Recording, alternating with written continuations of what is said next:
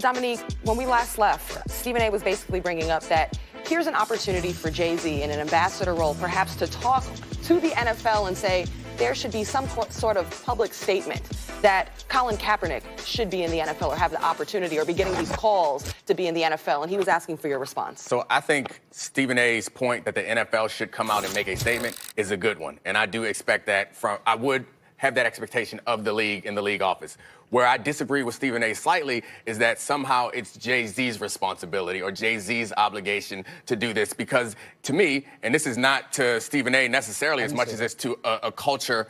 Oh, no, you didn't say it was his responsibility, but the expectation was that right. Jay-Z could do that. So I think it would be great if Jay-Z did that, and I fully support him. Yeah, but I want to take it another step further and say that it's frustrating and disappointing. And again, this is not you directly, but it's at the country at large, is that the expectation is that the people who have been victims, frankly, of centuries of racism are also the same people who are responsible for fixing it. So we're in a position now where the people who have benefited the most, billionaires, they have benefited the most from the structure of this country. Like, those are the people who I have the expectation to step up. How much money do you need to feel safe enough to do the right thing? They know that what they're doing to Colin Kaepernick is wrong. They know it, and they won't turn around and step up and do the right thing because for whatever reason they need to make even more money. Those are the people who should be role models in this situation. They want to be role models, whether they do or not. They are.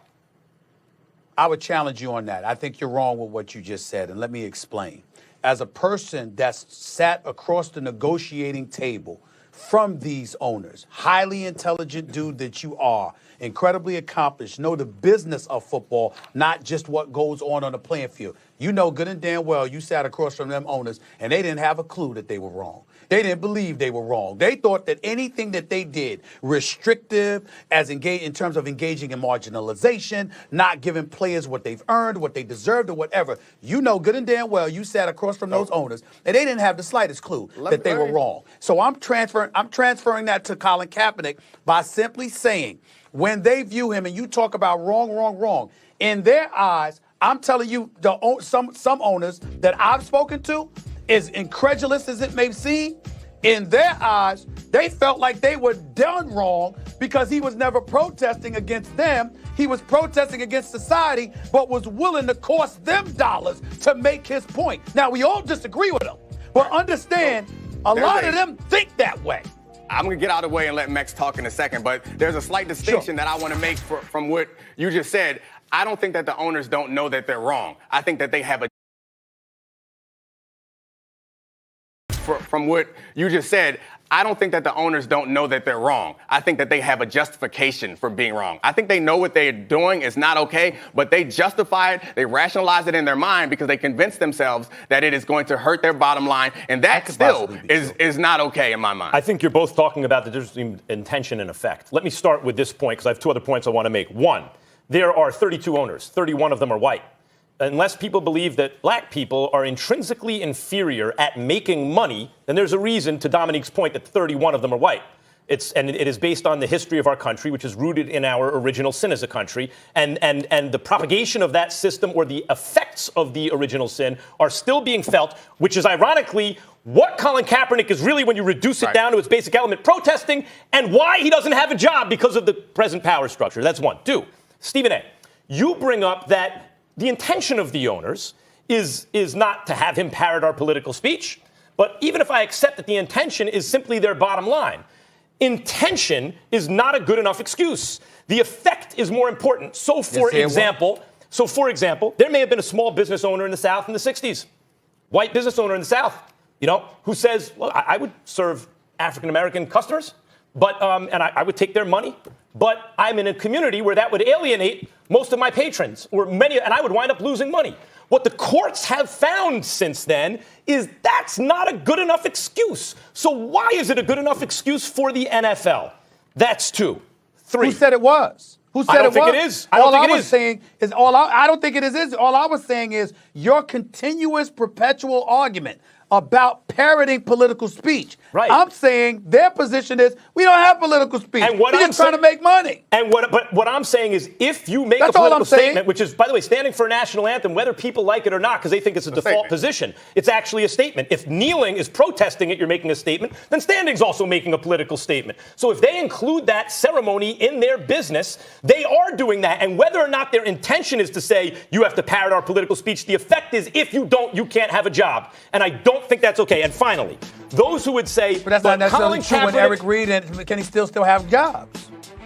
Okay, but Colin Kaepernick is the poster child for this movement at this point. I And agree. He's symbolically Absolutely. important. When people say, yeah, but Kaepernick hasn't played in 3 years, you know, maybe it's simply a case at this point of they don't know what he can do. That's the point. What Kaepernick is really, and his people are complaining about, is they're being denied opportunity. He is willing to come in and work out for all of these teams and has let them know, and they won't. I think that's and it's important. not just that they won't take a look, they won't return the phone call. That's important because the fact that But- he's being denied opportunity, I think that shifts the focus off of Colin Kaepernick's statement, because Colin Kaepernick was making a statement by taking a knee, just like other players are making a statement by standing. But it shifts the focus off of that to the fact that the owners in the NFL are making a statement by not having him in the NFL. We think that the statement, we could argue that part of the statement is we don't want to mess with our bottom line. But it's also saying that even if that's the statement, our bottom line is more important than doing the right thing, more important than protecting someone who's trying to draw our attention to what is wrong with our nation. And that is something that I think if you are going to be in the forefront, you're going to be a role model. That's something that I think you should.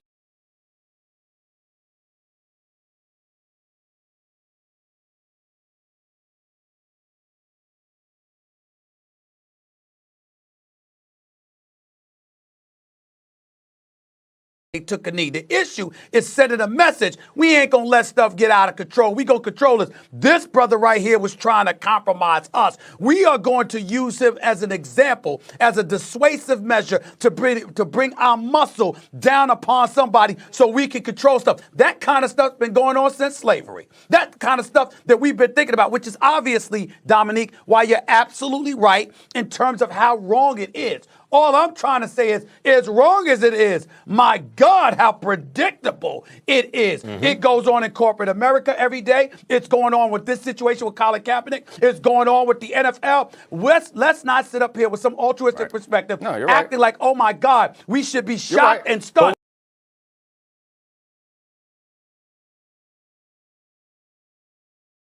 To do so. That's how things get done in this country and in this world, and we don't need to forget that. Guys, let's get really literal right now. In this very moment, I mean, you've got Ben Roethlisberger out, Drew Brees hurt, Sam Darnold, mono, you've got Nick Foles hurt. With this many quarterbacks struggling, hurt, injured, with this much opportunity happening, do you think if Colin Kaepernick is not brought onto an NFL team right now, will it ever happen?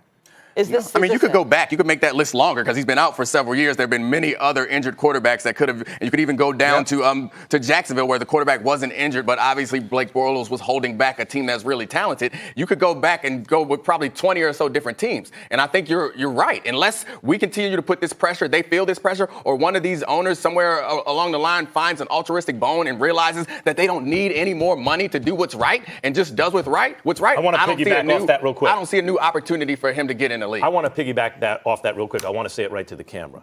Which of you NFL owners has the guts to do the right thing?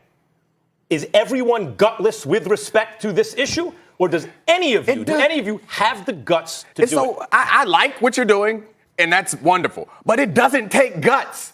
I mean, what's going to happen to you? You're going to go from $3.2 billion to having 3.1? You're fine. It doesn't take any courage to stand up and do what's right. And the whole country, or at least portion of the country, will celebrate you. And 20 years from now, we'll look back at you and say,